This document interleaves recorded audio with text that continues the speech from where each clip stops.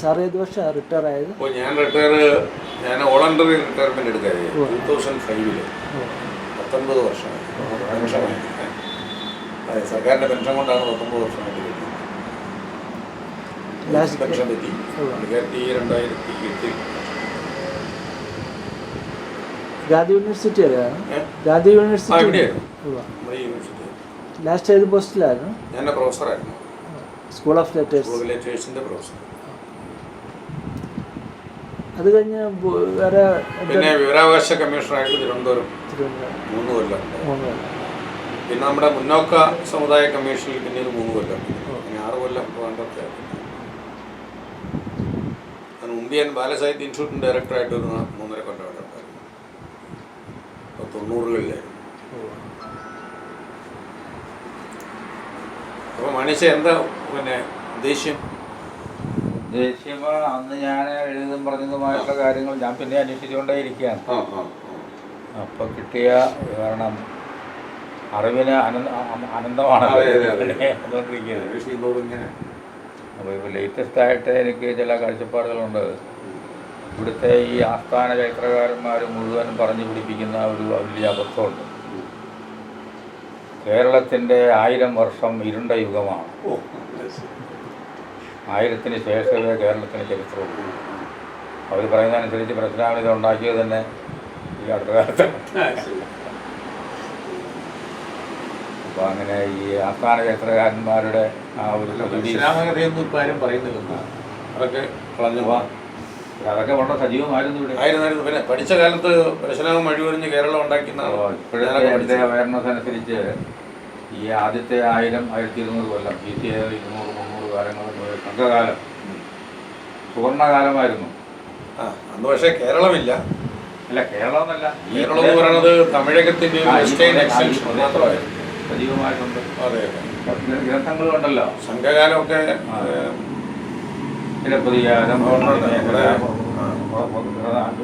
അന്നും പക്ഷേ കേരളം എന്നുള്ള വാക്കുണ്ട്. അതെങ്ങനെ ഒന്നും അറിയത്തില്ല. കേരളമാണ് പ്രശ്നം. ഈ പ്രദേശത്തെ ജനങ്ങൾ വളരെ ആക്റ്റീവായ സംസ്കാര സമ്പന്നത എന്ന് പറയാനൊക്കെയല്ല. സമഭാവനയോടെ മഹാഭാരതത്തിലെ പ്രായേണ കേരളാൻ വനവാസിന എന്നാ പറയുന്നത്. കേരളത്തിലുള്ളവർ പൊതുവെ കാട്ടിൽ താമസിക്കുന്നവരാണ്. 1717 നമ്മുടെ അർണോസ് പാതിരി തൃശ്ശൂരിൽ നിന്ന് പാരീസിലേക്ക് അയച്ചൊരു കത്ത് കിട്ടിയിരുന്നു. ആ കത്തിനകത്ത് അദ്ദേഹം പറയണത് ഈ പല കാര്യങ്ങൾ പറയും. തോമാശ്ലീഹ വന്നതിനെക്കുറിച്ചൊക്കെ സൂചിപ്പിക്കുന്നു. അതിന് തെളിവൊന്നുമില്ല, പക്ഷെ ആളുകൾ അങ്ങനെ വിശ്വസിക്കുന്നു. കേരളത്തിലുള്ള ആളുകൾ ഇപ്പോഴും പൊതുവെ കാട്ടിൽ താമസിക്കുന്നവരാണ്. എന്ന് പറഞ്ഞാൽ മുഴുവൻ മരങ്ങളാണല്ലോ കേരളം മുഴുവൻ. അതുപോലെ തന്നെ ഈ ഉദയംപേരൂർ സംഘടിപ്പിച്ച മെനേസീസ് 1599 കുറവലങ്ങാട്ട് പോകും. അങ്ങനെ പള്ളികളൊക്കെ സന്ദർശിക്കാനിടയില്ല. കുറവലങ്ങാട്ട് പോകും. ആ കുറവലങ്ങാട്ട് വന്നതിനെ പറ്റി പറയുന്നത് അങ്ങനെ പള്ളിയിൽ വന്നപ്പോൾ പള്ളിയെപ്പറ്റി പറയുന്നത് ഇങ്ങനെ പരമ്പൊക്കെ വെച്ച് മറച്ച ഒരു പള്ളിയായിരുന്നു. അവിടെ വന്നപ്പോൾ സമീപ പ്രദേശത്തുള്ള കാടുകളിൽ നിന്ന് പുരുഷന്മാരും സ്ത്രീകളും കുട്ടികളും അവരുടെ പരമ്പരാഗത വാദ്യങ്ങളുമായി വന്ന് മെത്രാപ്പൊലീത്തായുടെ മുമ്പിൽ ആ വാദ്യങ്ങൾ കൊട്ടുകയും ഡാൻസ് ചെയ്യുകയും പാട്ട് പാടുകയും ചെയ്ത് മെത്രാപ്പൊലീത്തായെ വളരെ സന്തോഷിപ്പിക്കുകയുണ്ടായി.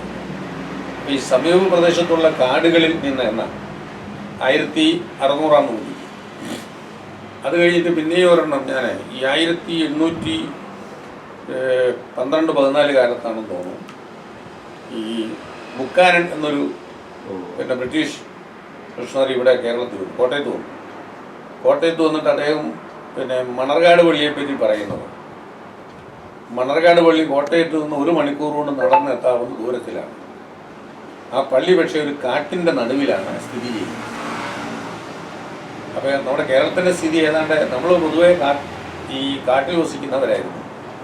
നാടായിട്ടൊന്നും അധികം നാളായിട്ടില്ല. അവരുടെ വിലയിരുത്തൽ എന്ന് പറയുമ്പോഴേക്കും അവർക്ക് മരങ്ങളും ചെടികളും പ്രകൃതിയൊന്നും കാണാൻ പാടില്ല. നമ്മുടെ ആൾക്കാർ ഞാനിപ്പോൾ എൻ്റെ വീടിനെ കുറിച്ച് ഓർത്ത് കഴിഞ്ഞാൽ സ്ഥലം 100 വർഷം 1400-ലാണ് വാർണപ്പള്ളി വീട് ഇത് ചെയ്തിരിക്കുന്നത്. 1400-ൽ. ആ വാർണപ്പള്ളിയിലെ മൂത്ത ആളാണ് നമ്മുടെ കായംകുളം രാജാവിന്റെ പടത്തലവൻ. അത് കഴിഞ്ഞിട്ട് ആ വീട് അന്ന് എങ്ങനെ പണിതിട്ടുള്ളത്? അത് നല്ലൊരു വീടാ. എങ്ങനെ കല്ല് കെട്ടി?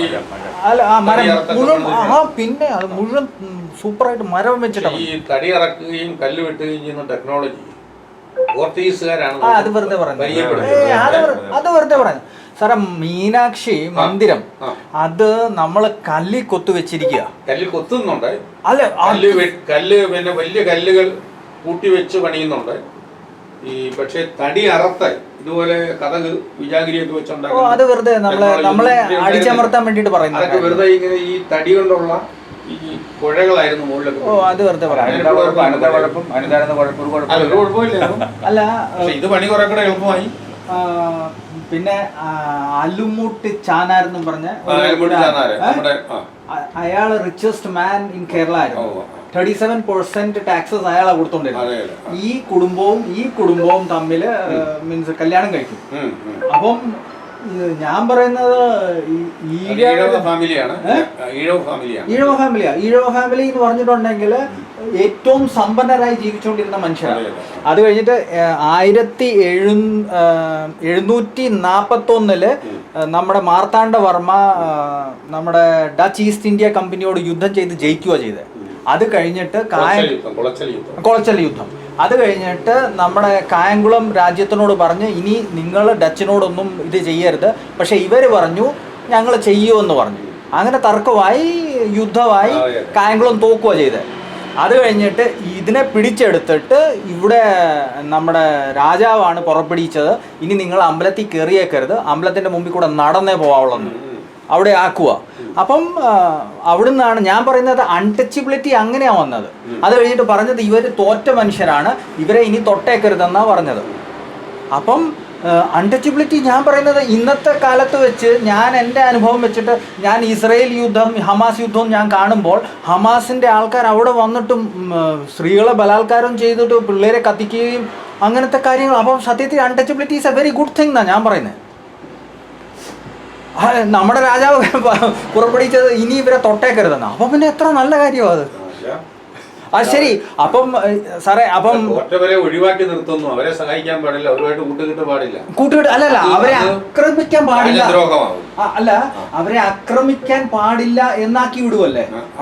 നിങ്ങളെ തൊട്ടേക്കരുത്, അവരുമായിട്ട് കൂട്ടുകെട്ട് പാടില്ല സാറേ എന്ന് പറഞ്ഞാൽ അവര് ശത്രുപക്ഷമാണ്. അവരുമായിട്ട് കൂട്ടുകെട്ട് ഉണ്ടാക്കിയാൽ അവർ ശക്തരായ വീണ്ടും രാജാവിന് ഭീഷണിയാകും. അതൊരു ഫാക്ടർ, രാജ്യദ്രോഹമാണ്. അതൊരു ഫാക്ടർ. പക്ഷെ ഇവര് ഇപ്പൊ ഹമാസ് കാണിച്ച കൂട്ട് പരിപാടികളും കാണിക്കാമല്ലോ, അഹങ്കാരം കാണിക്കാമല്ലോ. പക്ഷെ അതൊന്നും നമ്മുടെ നാട്ടിൽ നടന്നിട്ടില്ല. അപ്പം അങ്ങനെ അച്ഛൻ പറഞ്ഞ പോലെ നമ്മൾ ഒത്തിരിയും ഉന്നത സംസ്കാരമുള്ള മനുഷ്യരാണ്. അതിനെ മുഴുവൻ തലങ്കുത്തി എഴുതി നമ്മുടെ ഒരു മൗലികവാദമാണ്. അത് അങ്ങനെ നമ്മൾ കണക്കാക്കണ്ട. ഇവിടെ അങ്ങനെ വ്യത്യസ്തമാണ്. ഈഴവര് ഈ പ്രദേശങ്ങളിലെ പ്രബല സമൂഹമായി. കറക്റ്റ്. പ്രബല സമൂഹം എന്ന് വെച്ച് കഴിഞ്ഞാല് അവരുടെ വീടുകളും അവരുടെ ഈ ബ്രാഹ്മിൻസ് ഉണ്ടാക്കിയ മനകളുടെയൊക്കെ ഇരട്ടി ചിത്രകല കൊണ്ട് നിറഞ്ഞിരുന്നതാണ്. അത് ഇപ്പോഴും നിലവിലുണ്ട്. കേരളം ഈ പ്രദേശം മുഴുവൻ, തിരുവനന്തപുരം മുതൽ കാസർഗോഡ് വരെ. പറഞ്ഞു വരുന്നത് ഇവരെല്ലാം ജൈന ബൗദ്ധ വിശ്വാസികളുമായിരുന്നു. സമത്വം, സാഹോദര്യം തുടങ്ങിയിട്ടുള്ള കാര്യങ്ങൾ അവരെ നയിച്ചിരുന്നത്. അവരൊരിക്കലും വിവേചനം ഉണ്ടാക്കിയിരുന്നില്ല. അതിൻ്റെ ഒരു തെളിവ് വേണേൽ പറഞ്ഞുതരാം. ചാന്നാൻ്റെ കാര്യം പറഞ്ഞില്ലേ, ആലിമൂട്ടി ചാന്നാൻ്റെ ബംഗ്ലാവിലെ ഈ മിശ്രയുടെ സൈഡിലായിരുന്നത്. ഈ മഹാരാജാവ് വന്നു കഴിഞ്ഞാൽ ഇയാൾ സ്വർണം കെട്ടിച്ച കസേരയിൽ കയറി കാലും കെട്ടിയിരിക്കും. രാജാവിലെ കടന്നുപോയി ഇയാൾ അനങ്ങില്ല. പിന്നെ രാജാവ് നിവൃത്തിയില്ലാതെ, കാരണം ഇയാൾക്ക് ഒരുപാട് സൈന്യങ്ങളും പടയും ജനസമ്മതിയുണ്ട്, ഒന്നും ചെയ്യാൻ പറ്റില്ല. ഏതാണ്ട് 1/2 കിലോമീറ്റർ അപ്പുറത്തൂടെ വഴി വെട്ടിയാണ് രാജാവ് പൊയ്ക്കൊണ്ടിരുന്നത്. എന്നിട്ട് ഇയാൾ ആദ്യം കാറ് മേടിക്കുന്ന ഈ ചാലിമുട്ടി ചാന്നാനാണ്. ഇയാളുടെ ഡ്രൈവർ ഒരു നായരായിരുന്നു. അപ്പോൾ അവർ ആ ഹരിപ്പാട് അമ്പലത്തിനും ഇപ്പോൾ തികണ്ടും. ഹരിപ്പാട് അമ്പലത്തിൻ്റെ കുറേ ദൂരെ വരുമ്പോഴേക്കും നായർ പറയും മലയാളി ഇറങ്ങിക്കൂ, വണ്ടിയായിട്ട് പോവാം.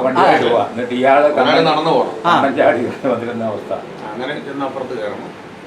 സാറേ, 8 വീട്ടു പിള്ളേമാരുടെ വീടെല്ലാം പിടിച്ചെടുത്തിട്ട് അവിടെ മുഴുവൻ കുളം തോണ്ടുക ചെയ്തിരിക്കുന്നത്. അത് കഴിഞ്ഞിട്ട് അന്നത്തെ രീതി അല്ലല്ല, ഞാൻ പറഞ്ഞ മാർത്താണ്ഡവർമ്മയുടെ രീതിയാ. രാജദ്രോഹികളെ പിടിച്ചാൽ അവരെ വധിക്കുക മാത്രമല്ല, അവരെ മുഴുവൻ കുളം തോണ്ടും. ആ വീടിരുന്ന ഭാഗത്ത് കുളം കുത്തും. അവരുടെ സ്ത്രീകളെയും പിള്ളേരെയൊക്കെ പിടിച്ച് ഈ മുക്കുവർ പോലെയുള്ളവർക്ക് കൊടുക്കും. പിന്നെ മാർത്താണ്ഡവർമ്മയെ കൊണ്ട് ഇതെല്ലാം ചെയ്യിച്ചത് ഇവിടുത്തെ ബ്രാഹ്മണ്യ വിശ്വാസമാണ്. അല്ല, ബ്രാഹ്മണ്യ വിശ്വാസമാണ്. ഹിരണ്യഗർഭത്തിലൂടെ അവനെ ബ്രാഹ്മണനാക്കി. അപ്പോൾ അത് ഹിരണ്യഗർഭത്തിലൂടെ ഈ മാർത്താണ്ഡവർമ്മയെ ബ്രാഹ്മണനാക്കി. രാജാവിനെ ബ്രാഹ്മണനാക്കുക, അങ്ങനെ ഒരു കർമ്മം ഉണ്ടായി. അറിയത്തില്ല. സ്വർണം കൊണ്ട് പശുവിനെ ഉണ്ടാക്കണം, ഒരാളിന് കിടക്കി പറഞ്ഞാൽ അതുപോലെ. എന്നിട്ട് അതിൻ്റെ വായിൽ കൂടെ കയറി രാജാവ് ഇറങ്ങി വരണം, അവൻ ബ്രാഹ്മണനായി. എന്നിട്ട് ഈ സ്വർണം രാവണൻ അടിച്ചോണ്ട് ബ്രാഹ്മണർക്ക് ദാനമായിട്ട് അടിച്ചോണ്ട് പോകും. പിന്നെ ബ്രാഹ്മണർ ഇവിടെ പിന്നെ വർഗമായി എല്ലാവരെയും ചൂഷണം ചെയ്ത് കഴിഞ്ഞവരാ. ശേഷമുള്ള കാലത്താണ് ഈ ചാതുർവർണ്ണ ഇവിടെ സജീവമാക്കിയത്. അതിന്റെ മുഖ്യ ഉത്തരവാദിത്വം ബ്രാഹ്മണത്തിനാണ്. ബ്രാഹ്മണത്തിൽ രാജാക്കന്മാരെയും പ്രഭുക്കന്മാരെയും ഒക്കെ അവരുടെ കസ്റ്റഡിയിലാണ്. ക്രിസ്ത്യാനികളുടെ കൂടെ നിന്നും കുറെ പേരെ ബ്രാഹ്മണൻ എന്ന് പറയുമ്പോൾ ബ്രഹ്മത്തിനെ തേടുന്നവനോ അല്ലെങ്കിൽ ബ്രഹ്മത്തിനെ അറിയുന്നവൻ. ബ്രഹ്മം എന്ന് പറഞ്ഞാൽ നേച്ചറാ. അപ്പൊ നേച്ചറിന്റെ അറിവിനെ തേടുന്നവനാണ്. അത്രയും വിശാലമായ വ്യാഖ്യാനമൊക്കെ നമ്മുടെ അല്ലല്ല, ഇത് ഞാൻ എനിക്ക് വേണമെങ്കിൽ ശ്ലോകം പറയാൻ പറ്റുമോ? ബ്രാഹ്മണൻ എന്തുവാ നാട്ടുകാരെ പറഞ്ഞ് ബോധ്യപ്പെടുന്നറിയാമോ? സർവം ദൈവാധീനം, ദൈവം മന്ത്രാധീനം, മന്ത്രം ബ്രാഹ്മണാധീനം, ബ്രാഹ്മണോ മമ ദൈവതം. അത് ഞാൻ അടുത്തത് പറഞ്ഞുതരാം. ഇച്ചിരി എനിക്ക് സമയം പിടിക്കും. എല്ലാത്തിന്റെയും ഉടയവൻ ഞാനാണെന്നാണ് അത് ഞാൻ ഇത് അത് വിശ്വസിച്ച് ഈ ലോകത്തുള്ള മനുഷ്യരും ഈ നാട്ടിലുള്ള മനുഷ്യരും മുഴുവൻ ഇവരെ തിരുമേനി. ഇപ്പൊ കീഴ് ജീവനക്കാരനെ പോലും മേൽ ജീവനക്കാരൻ തിരുമേനി എന്ന് വിളിക്കേണ്ട അവസ്ഥ നമ്മുടെ ബ്രാഹ്മണനെ അതെല്ലാം പോയി. അതൊക്കെ കാലം മാറിയല്ലോ. അവൻ ഇത്രയും പവർഫുള്ളായ ആലുംകുട്ടി ചാന്നാനെ കൊണ്ട് മണ്ണ് പൊരിച്ചവനാണ്. അതൊക്കെ ശരി. അല്ല, അതിപ്പോ ഈ പിന്നെ സിഖുകാർക്കിടയിൽ വാരണപ്പള്ളിയല്ല, മറ്റേ ആലുംകുട്ടി ചാന്നാൻ ചെയ്ത കാര്യമായിരുന്നു. ആലുംകുട്ടി ചാന്നാൻ ആ പ്രദേശത്തെ പ്രബലനായ ആളും അർത്ഥമുള്ള ആളാണ്. അടുത്തൊരു ബ്രാഹ്മണ ഇതിലുണ്ട്. അപ്പോൾ ഈ ചാന്നാൻ്റെ അമ്മ മരിക്കാൻ കിടന്നു കഴിഞ്ഞപ്പോഴേക്കും അമ്മയുടെ ഏക ആഗ്രഹം, അവസാനത്തെ ആഗ്രഹം, ബ്രാഹ്മണന്റെ ഇത്തിരിക്കഞ്ഞി കുടിക്കണം. ഇതൊക്കെ സ്റ്റോറി അതൊന്നും ചരിത്രമാണ്. ഇതൊക്കെ സംഭവിച്ചത്. സാധാരണ ആൾക്കാരെ ചെല്ലടാന്ന് പറയും, പോയി കഞ്ഞി വിളിച്ചിട്ടുണ്ടാകും പറയും. നിങ്ങൾ വരുന്ന കണ്ടപ്പോൾ തന്നെ ബ്രാഹ്മണൻ എന്തിനാ വരുന്ന, കൊല്ലാൻ വരികയാണ്, തല്ലാൻ വരികയാണ്, ഞങ്ങളൊന്നും ചെയ്യാൻ വരികയില്ല, ഞങ്ങൾക്കൊരു ഉപകാരം ചെയ്യണം. ഒരാളുടെ മറ്റേ അച്ഛന് അമ്മയ്ക്ക് വെക്കിൽ കഞ്ഞി കിട്ടണം. ഉടനെ അയാൾ ആൾക്കാരെ വിളിച്ച് പറഞ്ഞ് കഞ്ഞി ഉണ്ടാക്കാൻ പറഞ്ഞു. കഞ്ഞി ഉണ്ടാക്കിയിട്ട് അയാൾ ഒരു സ്പൂൺ കഞ്ഞി എടുത്തിട്ട് കൊടുത്തു. ഇതും കൊണ്ട് ചെന്ന് കഴിഞ്ഞപ്പോഴേക്കും തള്ള ഇല്ല, പോയതൊന്നുമല്ല, എന്താണോ എന്ന് ചോദിച്ചു. ഇതാണ് എത്തിക്കഞ്ഞി. അങ്ങേര് കൈകൊണ്ട് വാരി കുടിച്ച കഞ്ഞി എടുത്തുകൊണ്ട് പോയി. പിന്നെ ബാക്കി വരാം. ഇതൊക്കെ ചരിത്രമാണിതല്ല.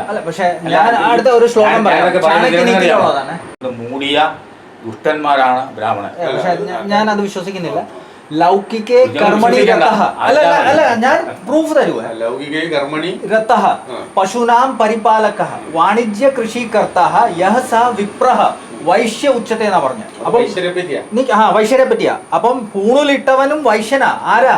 അവൻ ഈ കർമ്മങ്ങൾ ചെയ്താൽ ലൗകിക കർമ്മങ്ങളിൽ ഏർപ്പെടുന്നവന് പശുവിനെ കൃഷിയും കച്ചവടമൊക്കെ നടത്തിയാൽ അവൻ വൈശ്യനായിട്ട് കണക്കാക്കപ്പെടും. പക്ഷേ ഊന്നൂലിടാം, പക്ഷെ നമ്പൂതിരിയുടെ അത്രയുള്ള പദവി ഇല്ല. അപ്പം കർമ്മത്തിന്റെ അനുസരിച്ചേ ഉള്ളു. അപ്പം ഇത് മുഴുവൻ ബ്രിട്ടീഷുകാര് ഇവിടുത്തെ ജനങ്ങളെ മുഴുവൻ തമ്മിൽ തെറ്റിക്കാൻ വേണ്ടിയിട്ട് ഉണ്ടാക്കി വെച്ചിരിക്കുന്നതാ. അത് വേണ്ടി എനിക്ക് സാറെ ചോദിക്കാനുള്ളത്, ഇപ്പം ഞാൻ ഈഴവനാ, എനിക്ക് ചോദിക്കാനുള്ളത്, എൻ്റെ അപ്പൂപ്പന്മാരുടെ വീട്ടിൽ ആന ഉണ്ടായിരുന്നു.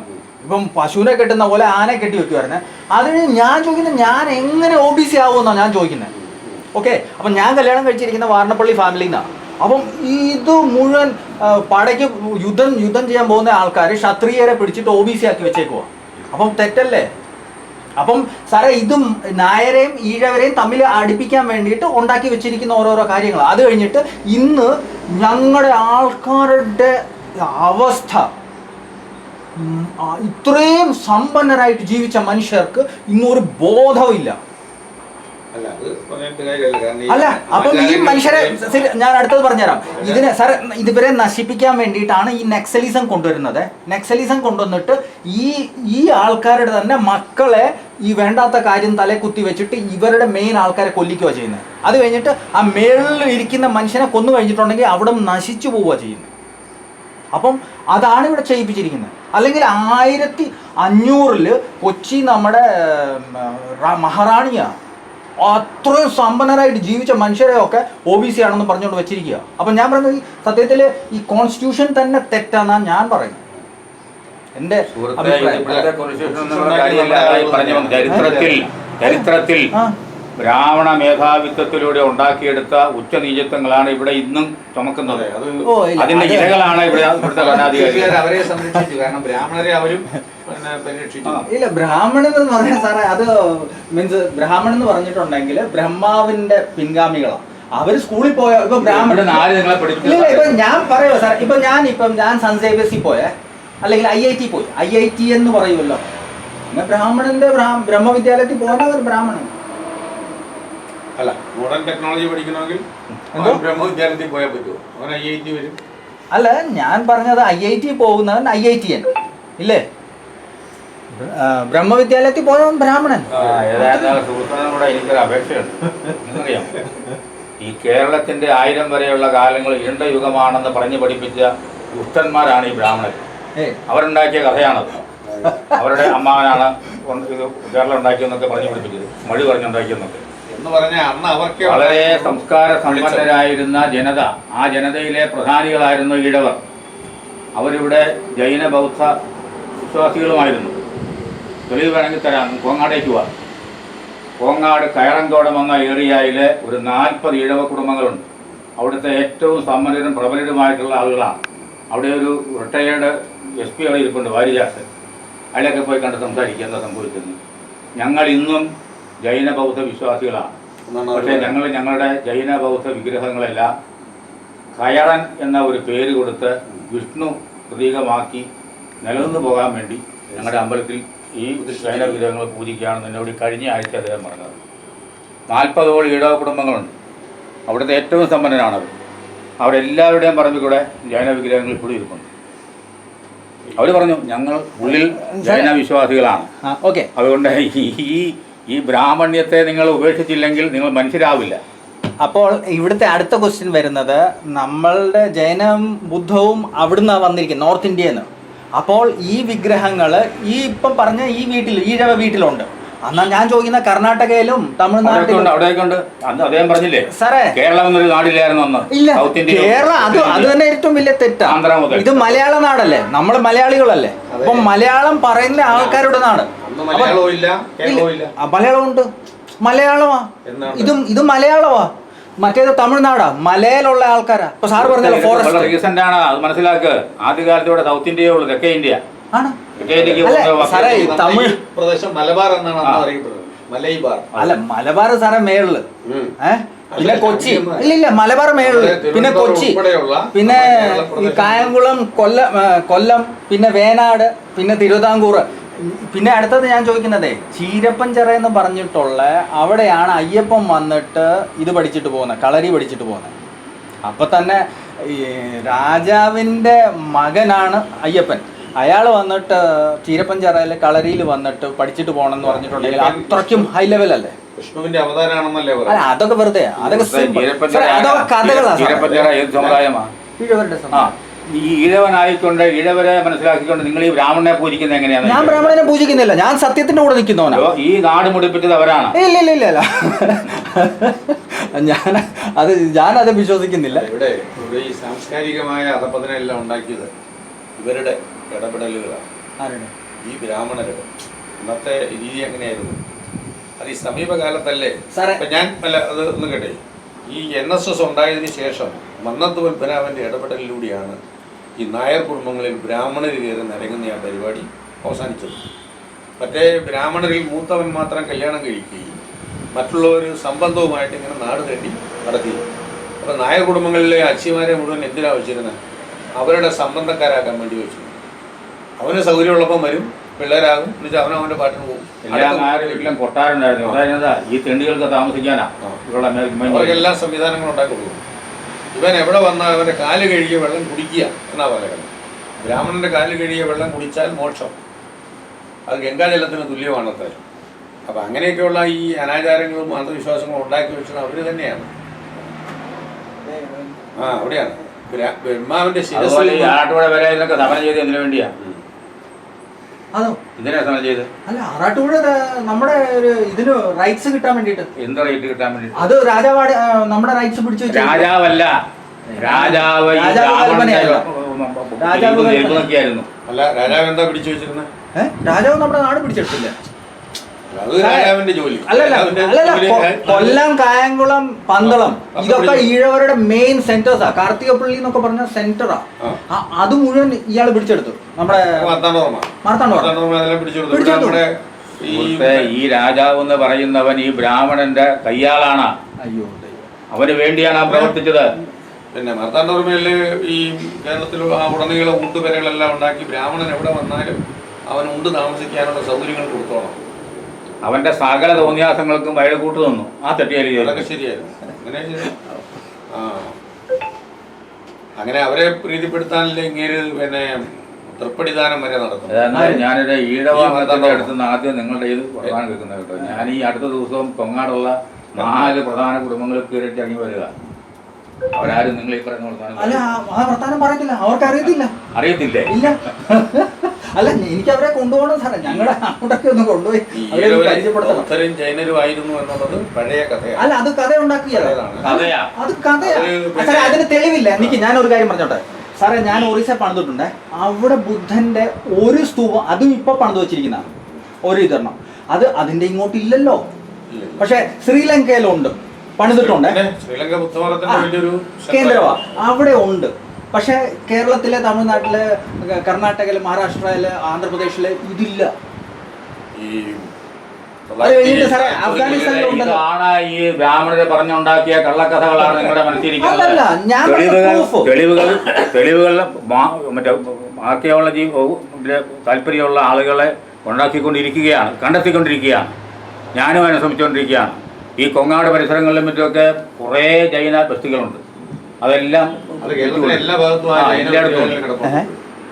ഇവിടെ പോലും ഈ കുറവിലങ്ങാടും എൻ്റെ നാട് കടപ്പൂരാണ്. കടപ്പൂർ ഇവിടെയൊക്കെ ഉണ്ടായിരുന്ന പഴയകാല ഒരുപാട് ജൈന ബൗദ്ധ വിഗ്രഹങ്ങളും കാര്യങ്ങളൊക്കെ ഉണ്ട്. അതെല്ലാം നശിപ്പിച്ച് കളഞ്ഞു ഇവരുടെ ഉപദേശം കൊണ്ട്. ഈ നമ്മുടെ പഴയ കാവുകളിലൊക്കെ കിടക്കണത് ഈ പറയുന്ന വിഗ്രഹങ്ങളാണ്.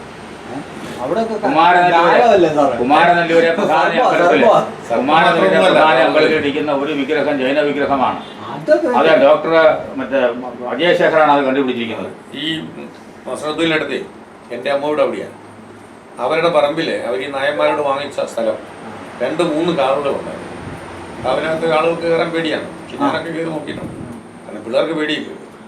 അതിനകത്ത് ചെല്ലുമ്പോൾ ഈ പറഞ്ഞ സർപ്പ വിഗ്രഹം മാത്രമല്ല, പലതരത്തിലുള്ള വിഗ്രഹങ്ങൾ കിടക്കുകയാണ്. ഈ പറഞ്ഞ പിൽക്കാലത്ത് ബൗദ്ധ വിഗ്രഹം എന്നൊക്കെ മനസ്സിലാക്കിയതിൻ്റെ രൂപങ്ങളൊക്കെ അവിടെ ഉണ്ടായിരുന്നു. സാറേ, ബൗദ്ധ വിഗ്രഹം താങ്കളൊക്കെ താല്പര്യമുണ്ടെങ്കിൽ ഒരിക്കലേ പാലക്കാട് പോവാം. ഞാൻ ഈ കോങ്ങാട് ഈ വാരിയാട്ടിൻ്റെയും കൃഷ്ണൻകുട്ടിയും അവരുടെ കാവിൽ ഇരിക്കുന്ന ജൈനവിഗ്രഹങ്ങൾ കാണിച്ചു തരും. ഇപ്പോഴവരത് വിഷ്ണുവിനെ നിലനിന്ന് പോകാൻ തുറന്നു പറഞ്ഞവർ ഈ നാട്ടിൽ നിലനിൽക്കണം എന്നുണ്ടെങ്കിൽ അതുകൊണ്ട് ഞങ്ങൾ ചെയ്യുന്നു. ഞങ്ങളുടെ ഉള്ളിൽ ഞങ്ങൾ ജൈനരാണ്. ശങ്കരാചാര്യരുടെ കാലത്തിന് ശേഷം ഇവിടെ വിഷ്ണുവും ശിവനും, വിഷ്ണു എന്ന് പറയുന്നത് ഈ സവർണ വിഭാഗത്തിൻ്റെ ദൈവം, പിന്നെ ശിവൻ എന്ന് പറയുന്നത് ശൈവ വിഭാഗം. നിങ്ങൾ ഈഴവരെല്ലാം ശൈവ ക്ഷത്രിയരുടെ. ശരി, ഞാനത് എക്സ്പ്ലെയിൻ ചെയ്യാം. അപ്പൊ അങ്ങനെ 2 വിഭാഗമായിട്ടാണ് ഇവിടെ തിരിഞ്ഞു വന്നത്. ശൈവരും വൈഷ്ണവരും. ഗുരു ബ്രഹ്മ, ഗുരു വിഷ്ണു, ഗുരുദേവോ മഹേശ്വര, ഗുരു സാക്ഷാത് പരബ്രഹ്മ തസ്മൈ ശ്രീ ഗുരുവേ നമഃ. അപ്പം ഈ ബ്രഹ്മാവിനെ ഫോളോ ചെയ്തവരെല്ലാം ബ്രാഹ്മണര്, വിഷ്ണുവിനെ ഫോളോ ചെയ്തവരെല്ലാം വൈശ്യര്, ശിവനെ ഫോളോ ചെയ്തവരെല്ലാം ക്ഷത്രിയര്. ഇത്രയേ ഉള്ളു അതിന്. അപ്പം ഞങ്ങളുടെ കുടുംബങ്ങൾ മുഴുവൻ ശിവനെ പൂച്ചോണ്ടിരിക്കുക. ജനം മുഴുവൻ തീർന്നോ? എന്തുവാ ഈ 3 കുട്ടികളെ കൊണ്ട് നാട്ടിലെ ജനം മുഴുവൻ തീർന്നോ? ബാക്കി ആളുകന്മാരെന്താ ചെയ്ത്? ബാക്കി ആർക്കും ചെയ്യാലോ, എന്തും ചെയ്യാലോ. ഇവിടെ മീൻസ് ഇപ്പൊ സപ്പോസ് നമ്മുടെ ഹിന്ദു ഈ സംസ്കാരം എടുക്കുവാണെങ്കിൽ ആർക്ക് എന്തുകൊണ്ടെങ്കിലും ചെയ്യാം. അവര് പൂജിക്കോ പൂജിക്കാതിരിക്കോ കുറിച്ച് മാത്രം പറഞ്ഞാൽ പോരാ. ഇവിടെ പുലയ രാജാവ് ഉണ്ടായിരുന്നു. പറയ എഴുത്തുകാരുണ്ടായിരുന്നു, പറയ പാട്ടുകാരുണ്ടായിരുന്നു. ഈ മനുഷ്യരെല്ലാം വളരെ സന്തോഷമായിട്ട് കഴിഞ്ഞിരുന്നതാണ്. വലിയ പ്രമാണിമാരുണ്ടായിരുന്നു. ഇതൊക്കെ മുടിപ്പിച്ചത് ബ്രാഹ്മണത്തിന്റെ ചാതുർവർണ്ണയം, നിങ്ങൾ ഈ പറഞ്ഞ തിയറി, വിഷ്ണു ദേവനും മറ്റവനും മറിച്ചവനൊക്കെ പറഞ്ഞിട്ടുണ്ടാക്കിയതാണ്. മനുഷ്യനെ മനുഷ്യനല്ലാതാക്കി മൃഗങ്ങളാക്കി മാറ്റി. അവര് മനുഷ്യനെ മനുഷ്യനായിട്ട് തന്നെ കാണുന്നതെന്നാണ് ഞാൻ പറയുന്നത്. എന്താന്ന് പറഞ്ഞിട്ടുണ്ടെങ്കിൽ സാറേ, ബ്രാഹ്മണരുടെ ചരിത്രം നിങ്ങൾ ഒന്നുകൂടെ വായിച്ച് പഠിക്കണം. അല്ല, ഞാൻ ചോദിക്കുന്നത് ഈ ലഹള ഇപ്പം നമ്മൾ കാണുന്നുണ്ടല്ലോ, ഇസ്രയേലും ഹമാസും നടത്തുന്നത്. സാറേ അത് തന്നെയല്ലേ ദൈവത്തിന്റെ പേരും, സാറേ ദൈവത്തിന്റെ പേരും പറഞ്ഞുകൊണ്ട് മനുഷ്യനെ കൊല്ലുന്നു. ഇവിടെ നടന്നിട്ടില്ലല്ലോ. പിന്നല്ലാതെ മുസ്ലിം അവൻ യഹൂദിയാ ഇവൻ മുസ്ലിം എന്ന് പറഞ്ഞുകൊണ്ട് യുദ്ധം നടത്തുന്നു. അപ്പൊ ദൈവത്തിന്റെ പേരും പറഞ്ഞുകൊണ്ടാണ് നടത്തുന്നത്. ആ പരിപാടി ഇവിടെ ഇല്ലല്ലോ സാറേ. ഭൂമിക്ക് വേണ്ടിയുള്ള യുദ്ധമല്ല. അല്ല, ഭൂമിക്ക് വേണ്ടിയിട്ടായിരുന്നെങ്കിൽ അങ്ങനെ നടക്കത്തില്ലല്ലോ. ഹമാസ് മുസ്ലിം ആണെന്ന് പറഞ്ഞ് അവനെ എതിർക്കുന്നത് അവൻ ഈ സകല തീവ്രവാദത്തിന്റെയും ഉടമയായതുകൊണ്ടാണ്. അവനെ തീവ്രവാദികളെ നശിപ്പിക്കുക എന്നല്ലാതെ മുസ്ലിമിനെ നശിപ്പിക്കുക. തീവ്രവാദികൾ മുഴുവൻ മുസ്ലിങ്ങളായതുകൊണ്ട് തീവ്രവാദികളെ നശിപ്പിക്കുമ്പോൾ മുസ്ലിങ്ങളെ നശിപ്പിക്കുകയാണ് തോന്നുന്നു. അല്ല, ഞാനതല്ല പറഞ്ഞ, ഞാൻ പറഞ്ഞത് ഇവര് മുസ്ലിം അവരെ യഹൂദികളാണെന്നും പറഞ്ഞുകൊണ്ട് കൊല്ലുവല്ലേ ചെയ്യുന്നത്. അത് മുസ്ലിങ്ങള്. അപ്പം അതെന്തുകൊണ്ട് അവര് ഈ നാട്ടിൽ അതിനെ കഴിഞ്ഞ കുറെ നടന്നോണ്ടിരിക്കുന്നത് ഇവിടുത്തെ കാര്യം പറയും. ഇവിടെ അങ്ങനത്തെ ഒന്നും നടന്നിട്ടില്ല. ഞാൻ പറയുന്നത് ഇവിടെ എന്തൊന്നും നടന്നിട്ടുണ്ടോ? ഇവിടെ സാറേ എനിക്ക് എങ്ങനെ വേണമെങ്കിലും പൂജിക്കാനുള്ള അധികാരമുണ്ട്. എനിക്ക് എന്തും പറയാം. ദൈവത്തിനെ എനിക്ക് എതിർത്ത് പറയാൻ പറ്റും. ഞാൻ ഇന്നു തൊട്ട് ശിവനെ പൂജിക്കത്തില്ലെന്ന് എനിക്ക് പറയാൻ പറ്റും. ആർക്കും എന്നെ ഒന്നും ചെയ്യാൻ പറ്റത്തില്ല. അപ്പം ഞാൻ പറയുന്നത് ഇവിടത്തെ ഫ്രീ സംസ്കാരമുണ്ട് മനുഷ്യരാണ്. ആണ്. ചാർവാക മതം എന്ന് പറഞ്ഞൊരു മതം തന്നെ ഉണ്ടായിരുന്നു. അല്ല, മതം ഇല്ലല്ലോ ഞങ്ങൾക്ക്. അല്ല, നാസ്തിക മതം എന്നാണ് അറിയപ്പെട്ടിരുന്നത്. അല്ലല്ല, അവരെല്ലാ ദൈവങ്ങളെയും എതിർത്തിരുന്നു. അല്ലല്ല സാറേ, അതല്ല. ഇവിടെ യജ്ഞം നടത്തുവേ. യജ്ഞം നടത്തുമ്പോൾ നാസ്തികനെയും അവിടെ ഒരു കസര ഉണ്ട്. മീൻസ് എന്റെ എഗെയിൻസ്റ്റ് സംസാരിക്കുന്നവന് ഒരു കസര ഉണ്ടല്ലോ. ഈ നമ്മുടെ വിശുദ്ധരായിട്ട് പ്രഖ്യാപിക്കുന്നതിനിടയിലുള്ള ഡെവിൾസ് അഡ്വക്കേറ്റ് എന്ന് പറഞ്ഞ പോലെ ഈ യജ്ഞമൊക്കെ നടക്കുന്നിടത്ത് അതിനെ ചോദ്യം ചെയ്യാൻ ഒരു അവിശ്വാസിയെ എത്തിയിരിക്കും. അവൻ ചോദ്യങ്ങൾ ചോദിച്ചിട്ട് അതിന് മറുപടി കൊടുത്തോണം. അല്ലെങ്കിൽ പിന്നെ അവനെ പൂജിക്കല്ല, അവനിലൂടെ ഈ ഈശ്വര വിശ്വാസികളായവരുടെ വിശ്വാസത്തെ കുറെ കൂടെ ദൃഢപ്പെടുത്തി എടുക്കുക. സത്യത്തിനെ അവന്റെ ചോദ്യങ്ങൾക്ക് മറുപടി കൊടുക്കുമ്പോൾ ഇത് കുറെ കൂടെ ഉറപ്പിക്കപ്പെടും. അല്ലാതെ അവനെ പരിഗണിക്കല്ല. അല്ലല്ല വിഡിവേഷം കെട്ടി അതല്ല സാറേ, ഞാൻ പറയുന്നത് സത്യത്തിനെ അറിയാൻ വേണ്ടിയിട്ടുള്ള ഇതാണ് ഇവിടെ. ഓക്കെ, അവിടെ അപ്പം മീൻസ് അപ്പം പ്രൂവ് ചെയ്യണം. അപ്പോൾ ബ്രാഹ്മണൻ അവിടെയാണ് വരുന്നത്. ബ്രാഹ്മൺ എന്ന് പറഞ്ഞിട്ടുണ്ടെങ്കിൽ അവനെ നേച്ചറിനെ ഫോളോ ചെയ്യുന്നത്, നേച്ചറിന്റെ പ്രിൻസിപ്പിൾസിനെ. അപ്പം ഈ അറിവുള്ള ആൾക്കാരുടെ മുമ്പിൽ ചെന്ന് നമ്മൾ പറഞ്ഞു നേച്ചറിനെ ഫോളോ ചെയ്യുന്ന ബ്രാഹ്മണൻ എന്നുള്ള ഡെഫിനിഷൻ തന്നെ ശുദ്ധി അസംബന്ധമാണ്. അങ്ങനെയൊന്നില്ല. ബ്രഹ്മം എന്ന് പറഞ്ഞാൽ പിന്നെ എന്താ സാറേ? ബ്രഹ്മം എന്ന് പറയണത് എന്താണ് പറഞ്ഞത്? എന്താ ഈ കാണുന്ന മുഴുവൻ ബ്രഹ്മമാ? അത് ഇത് നേച്ചറാ, അത് ഈശ്വരന്റെ. ഇതിനെ പൂജിക്കുന്നവനൊന്നും അല്ല ബ്രാഹ്മണൻ. ബ്രാഹ്മണൻ പൂജിക്കുന്നത് ഈ നാട്ടിലെ അധ്വാനിക്കുന്ന ജനത്തിന്റെ സകല സാധനങ്ങളും പിടിച്ചു പറിച്ച് തിന്നിട്ട് അവനെ ചവിട്ടുകയും കൊല്ലുകയും ചെയ്തു ബ്രാഹ്മണൻ. ഈശ്വരനുമായിട്ട് ബന്ധപ്പെട്ട എല്ലാ കർമ്മങ്ങളുടെയും ആധിപത്യം അവനാണ്. അങ്ങനെയൊന്നുമല്ല, അങ്ങനെയാണ് അവരെല്ലാവരെയും. അറിവുള്ളവനാണ്. അവൻ അറിവുണ്ടെങ്കിൽ അവൻ അത് ചെയ്യാം. അല്ലെങ്കിൽ എങ്ങനെ ഒരു മനുഷ്യന്, ഇപ്പം ഞാൻ ഇലക്ട്രീഷ്യൻ ആണെങ്കിൽ മാത്രമല്ല എനിക്ക് എന്തെങ്കിലും ചെയ്യാൻ പറ്റുന്നത്. ഇലക്ട്രിക്കൽ നാരായണ ഗുരുവിനെയും ആറാട്ടുപുഴ വേലായുധനെയും അതുപോലെ സഹോദരൻ അയ്യപ്പനെയും പഠിക്കാത്ത സാറേ, അവരെ പറ്റി അറിയാവുന്നത് കൊണ്ടാണ് ഞാൻ സംസാരിക്കുന്നത് തന്നെ. അറിയാൻ തോന്നുന്നത്. അല്ല, ഈ ബ്രാഹ്മണരിവിടെ വന്നപ്പോ അവരുടെ നമ്മുടെ ഭാഷയല്ലേ വേദങ്ങളുണ്ടായിരുന്നു. ബ്രാഹ്മണരുടെ ഭാഷയല്ലേ. എനിക്ക് സാൻസ്ക്രിറ്റ് എന്ന് പറയുമ്പോഴത്തേക്ക് തമിഴ്നാട്ടിന്റെ ഭാഷയാ. അത് തമിഴ്നാട്ടിന്റെ ഭാഷയാ. തമിഴ്നാട്ടിന്റെ ഭാഷയാ.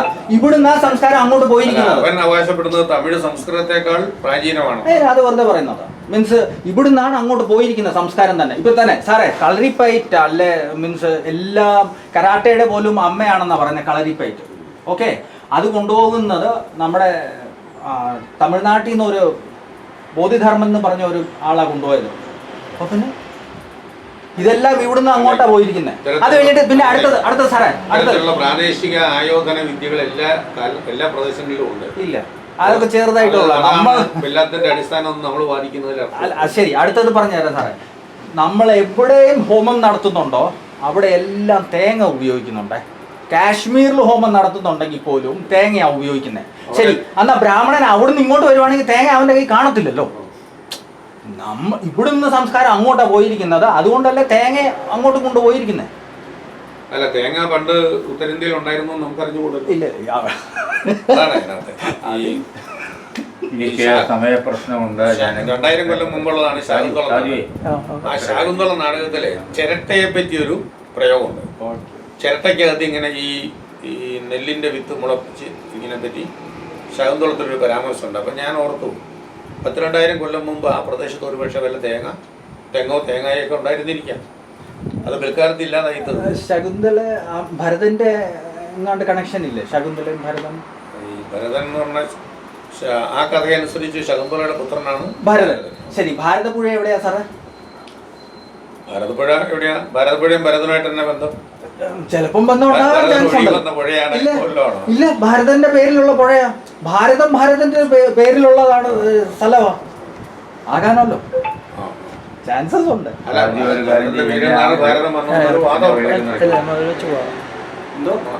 അങ്ങനെ ഒരു വാദമുണ്ട് എന്നുള്ളതേ ഉള്ളൂ. ഭാരതം പേര് വന്നതേ സമയം പോലെ വേറെ അല്ല, അച്ഛൻ കാര്യങ്ങൾ പറയാം. വരെയുള്ള കാലമാണ്. അതിനുശേഷമുണ്ടായ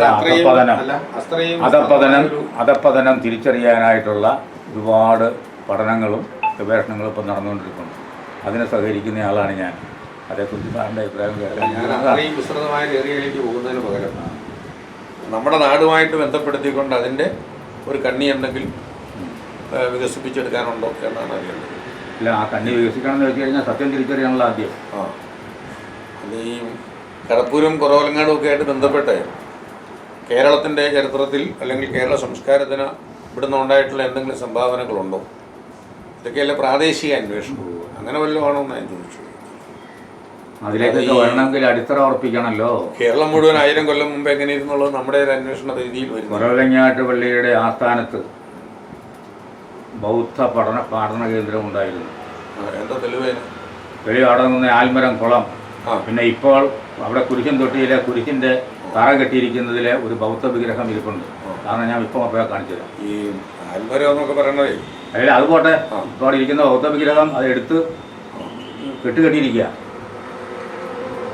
അതുപോലെ മലയാറ്റൂർ പള്ളിയുടെ കുരിശിൻ്റെ തറയിലും ഉണ്ട് ഒരു ബൗദ്ധ വിഗ്രഹം. അതൊക്കെ കാണോ അക്കാലത്ത് അത് വെറും കല്ലായിട്ട് കണക്കാക്കി പിന്നെ ആളുകൾ പെരുമ്പാവൂര് അങ്ങനെ കേരളം മുഴുവൻ, തൃശ്ശൂര്, എല്ലാ ജില്ലകളിലും, കുമാരനെല്ലി അമ്പലത്തില് വടക്കൻ കേരളത്തിൽ കൂടുതലുണ്ട്. അല്ല, ഇവിടെ തെക്കനും ഒരു കുറവുമില്ല. ദൈവം മാട് മുടിപ്പിച്ചത്. എന്നിട്ട് അവൻ്റെ പുറകെ നടക്കാൻ ഇപ്പോഴും അവരുടെ തല്ലുകൊണ്ട വീരവേദന തയ്യാറാവുന്നതിൽ അത്ഭുതം തോന്നുന്നു. ബ്രാഹ്മണരെ പറ്റിയുള്ള അച്ഛൻ്റെ അഭിപ്രായം ഞാനും നേരത്തെ ഇങ്ങനെ സൂചിപ്പിച്ചിട്ടുള്ളതെന്നാണ്.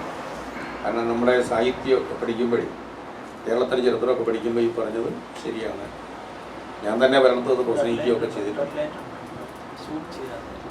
നമ്മുടെ ആളുകളെ അതൊന്നും അറിയാതെ ബ്രാഹ്മണരുടെ പിൻഗാമികളാണ് നമ്മളെന്നൊക്കെയുള്ള വിഡ്ഢിതരൊക്കെ പറഞ്ഞു. അതുപോലെ ബ്രാഹ്മണ്യം പറയുന്ന കത്തോലിക്കരെ ഭൂലോക മണ്ടന്മാരാണ്. ശുദ്ധ അസംബന്ധമാണത്. പിന്നെ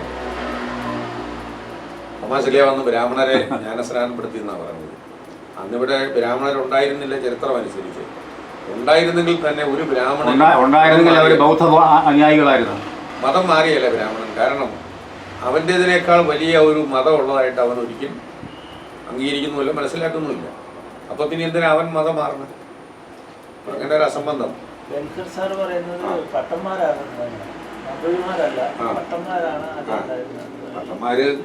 പിന്നെ കൊങ്ങിണികൾ കർണാടകത്തിൽ നിന്ന് വന്ന ബ്രാഹ്മണർ. ഇതേ വർഗം അറിയപ്പെടുന്നത് വിചാരിച്ചാൽ മതി. അങ്ങനെ മുഴുവൻ യഹൂദരാണ് ഇവിടെ ഉണ്ടായിരുന്നല്ലോ. ബെൻഹറുടെ വാദം അതാണ്. ആകത്തള്ളിക്കളയാൻ തയ്യാറില്ല. ബെൻഹറ് പറയുന്നതിൽ കുറെ കാര്യങ്ങളുണ്ട്. കുറച്ചൊക്കെ ഉണ്ട്. കേരളത്തിൽ ആദ്യത്തെ ക്രിസ്ത്യാനികൾ കാരണം ഇവിടെ വന്ന യഹൂദരുടെ തണലിലാണ് ഈ ഇവിടുത്തെ അന്നത്തെ ക്രൈസ്തവർ. തോമാശ്ലീഹയുടെ പ്രവർത്തനം നടന്നതും അവരുടെ പ്രവർത്തനം നടന്നതും പറ്റി ഞാൻ പറയില്ല. ഇവിടെ ക്രൈസ്തവരുണ്ടായിരുന്നു പറയാം. അല്ല, ക്രിസ്തു തന്നെ പല ശിഷ്യന്മാരോട് പറഞ്ഞത് ഇസ്രായേൽ വംശത്തിൽ നഷ്ടപ്പെട്ടു പോയ ആടുകളുടെ അടുത്തേക്ക് പോകാനാവും.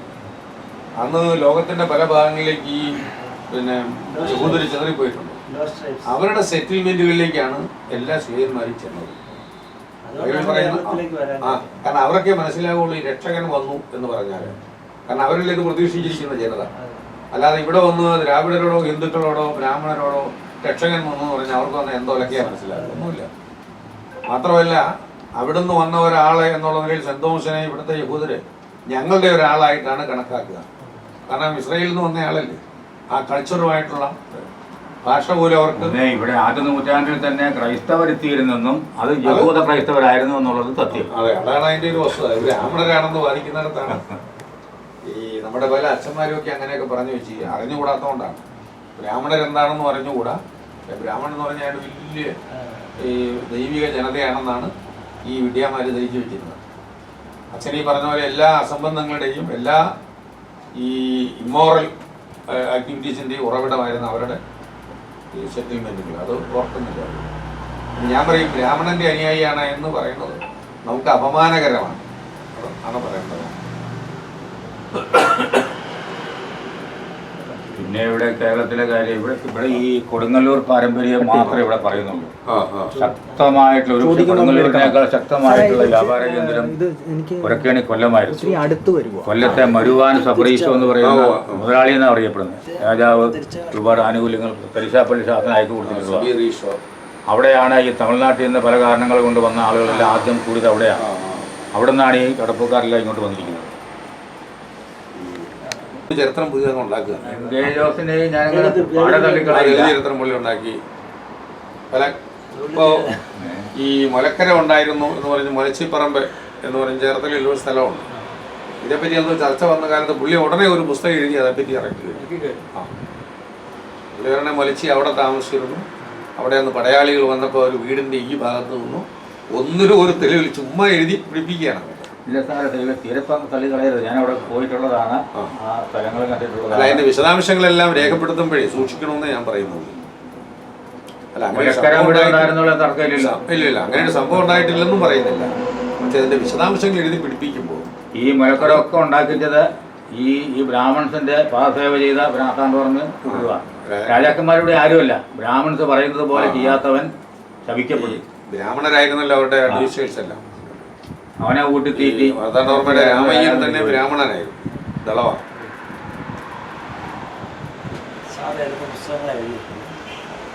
പുസ്തകങ്ങൾ കുറച്ചേറെ ഉണ്ട്. സാഹിത്യപരവും ചരിത്രപരവും ഉണ്ട്. 3 പുസ്തകങ്ങൾ ഞാൻ കളക്ട് ചെയ്ത് ഇറക്കിയതുണ്ട്. അതായത് 3 മഹാകവികളുടെ കടക്കേതിൽ ചെറിയാൻ മാപ്പിളയുടെ കംപ്ലീറ്റ് വർക്ക്സ്, ഒരു 1500 പേരുള്ള ഒരു സാധനം. ബെനിഞ്ഞാമ്മയുടെ കംപ്ലീറ്റ് വർക്ക്സ്, പിന്നെ അർണോസ് പാതിരിയുടെ കൃതികളെല്ലാം കൂടെ സമാഹരിച്ച്, അങ്ങനെ 3 ക്രിസ്ത്യൻ മഹാകവികളുടെ കൃതികളെല്ലാം കൂടെ സമാഹരിച്ച് പുറത്തു കൊണ്ടുവന്നത് ഞാനാണ്. പിന്നെ വേറെ എൻ്റെ പഠനങ്ങളുണ്ട്. വൃത്തിബോധം മലയാള കൽപ്പനകവിത, അതിരുകളില്ലാതെ ആശാൻ കവിത എന്നൊക്കെ പറഞ്ഞ് പിന്നെ വേറെ ഒരു 5-6 ലേഖന സമാഹാരങ്ങളുണ്ട്. പിന്നെ ഈ ബെനിഞ്ഞാമ്മയെ പറ്റി തന്നെ മലയാളത്തിൻ്റെ മിസ്റ്റിക് കവി എന്നൊരു പഠനമുണ്ട്. ഒരു 10-30 പുസ്തകങ്ങളുണ്ട്.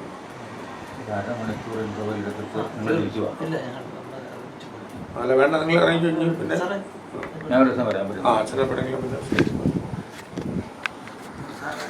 അച്ഛൻ ഉദ്ദേശിക്കുന്ന പോലെ ഇത്രയും വൈഡ് ഏരിയയിലേക്ക് ഒരു അന്വേഷണം കൊണ്ടുപോകുന്നത് വളരെ സൂക്ഷിച്ചു വേണം. അത്ര എളുപ്പമല്ല. സാറിന് പുതിയ തലമുറയ്ക്ക് നൽകാനുള്ള ഒരു സന്ദേശം എന്താ? പുതിയ തലമുറയ്ക്ക് ഇപ്പോൾ എന്ത് സന്ദേശം കൊടുക്കുന്നത്? നമ്മുടെ ഏതെങ്കിലും സന്ദേശം കേൾക്കാൻ തയ്യാറുള്ളവരാണോ? ഒന്നുമില്ല. അവരോട് എന്താ നമ്മൾ പറയുക? അവർ ഏത് തലമുറയ്ക്കും ഒരു സന്ദേശം പറയാവുന്നതേ അഹിംസയും ക്ഷമയുമല്ലാതെ ഒന്നും പ്രശ്നപരിഹാരത്തിന് ഉപയോഗിക്കുന്നു.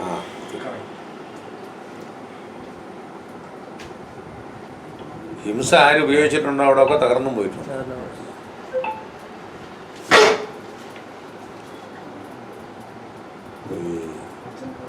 പുതിയ തലമുറയോട് നമുക്ക് പറയാനുള്ളത് ഇത്രയേ ഉള്ളൂ.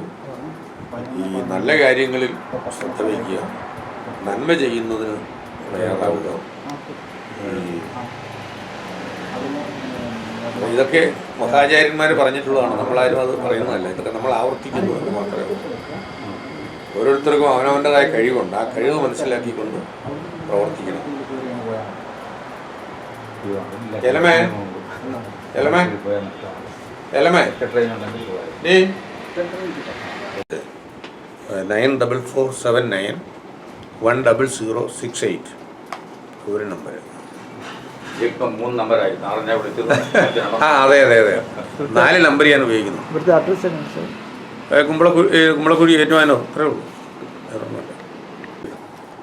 ഈ മദ്യം ഒരു ജീവിതത്തിൽ പോലും തൊട്ടിട്ടില്ലാത്ത ആളുകൾക്ക് ആ മദ്യം കഴിച്ചാൽ ഉണ്ടാകാവുന്ന അതേ രോഗം തന്നെ ഉണ്ടാകും.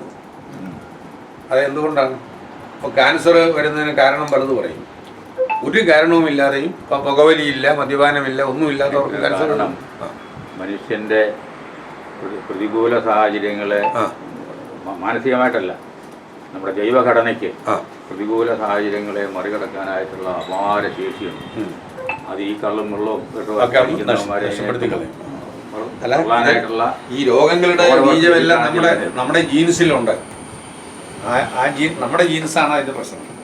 അത് നമുക്ക് നല്ല ആരോഗ്യമുള്ള കാലഘട്ടത്തിൽ അവൻ അവിടെ അടങ്ങിയിരിക്കും. ആരോഗ്യം കുറയുമ്പോൾ ഇവൻ പുറപ്പെടും. അയ്യോ doctor Harishankar Kottayam medical Emmanuel Mappila Parambil അച്ഛൻ ഫാദർ മണിച്ചെന്ന പുള്ളിയെ വിളിച്ചിരുന്നു. നിധിരിയിൽ മണിക്കത്തനാരുടെ അസിസ്റ്റന്റ് ആയിട്ട് കൊള്ളേണ്ടിരുന്നതാണ്. അത് കാരണം മരിച്ചുകൊണ്ടിരിക്കാതെ അത് ആ തറവാട് തന്നെയാണ്. ആ ഫാമിലിയുടെ ശാഖയല്ലേ ചിറ്റക്കാട്ട്? അതെ അല്ലേ? അവിടെ ചിറ്റക്കാട്ട്, മേനാശ്ശേരി, നമ്പിശ്ശേരി, പിന്നെ വടക്കേക്കര, ചിറ്റമ്മേലി, ഇങ്ങനെ ഒത്തിരി ബ്രാഞ്ചസ്. ജോർജിന്റെ വീടും നിങ്ങളുടെ ബന്ധമാണോ? ആ ഈ ഫാമിലിപ്പെട്ടതാണ്. ശങ്കരപുരി കുടുംബമല്ലേ? ശങ്കരപുരിയാണ്. ശങ്കൂരിക്ക് ശങ്കരപുരി എന്നുള്ളത് പിന്നീട് സംസ്കൃതം ആക്കി എടുത്തതാണ്. ശങ്കുരിക്കിൽ നിന്ന് ഭംഗി പോരെന്ന് കണ്ടിട്ട്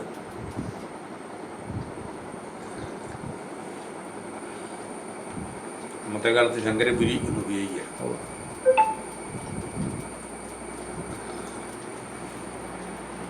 സാറ് പല പോസ്റ്റുകളിൽ ഇരുന്നല്ല, ഏറ്റവും ഇഷ്ടപ്പെട്ട എല്ലാം ഇഷ്ടപ്പെട്ട വളരെ ഏറ്റവും ശാന്തമായിട്ടിരുന്നത് വിവരാവകാശ കമ്മീഷനായിരുന്നു. കാരണം ബാക്കി ഇടപെടലുകൾ ഒന്നും അവിടെ സ്വസ്ഥം. തെക്കുംകൂറൊക്കെ പിടിച്ചെടുക്കാനായിട്ട് രാജാവിനെ സഹായിച്ചു.